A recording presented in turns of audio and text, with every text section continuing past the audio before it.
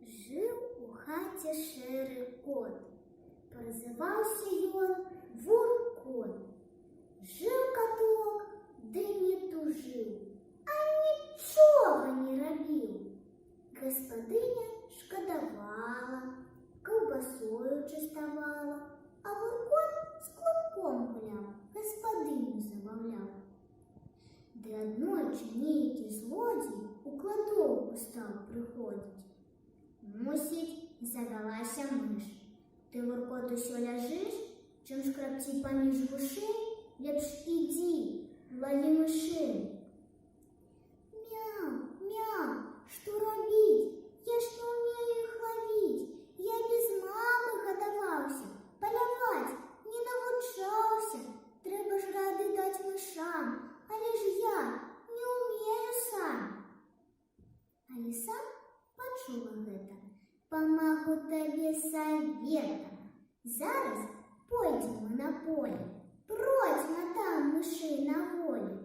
А як мышку ты пачуеш, вылятаеш ды палюеш. Кіпцю мышку запускай, ды глядзі, не адпускай. Кот схаваўся за купінай, моцна напружыніў спіну. Чуе, мышка запішчэла, ды трава зашабушэла. Паляўнічы наш каток, з-за купіны раптам скок, лапамі па мышцы хлоп, кіпцюрамі мышку цоп. Мышаня загаласіла, запішчэла, запрасіла.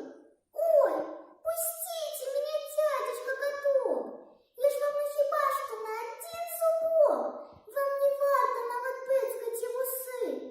Отпустите, у маці я адзіны сын. І расчуліўся каток, пашкроб лапкай жываток, кіпці драпы распусціў, мышанятку адпусціў. Ні на што я, Вуркот, не здатны. Што вы, дзядзечка, вы выдатны. Мы за вашу вялікую ласку хатняй мышцы дамо падказку. Мышанятам і тым накажам абыходзіць кладоўку вашу. І па сёння мышаняты абыходзяць гэту хату, бо на печы кот Вуркот грэе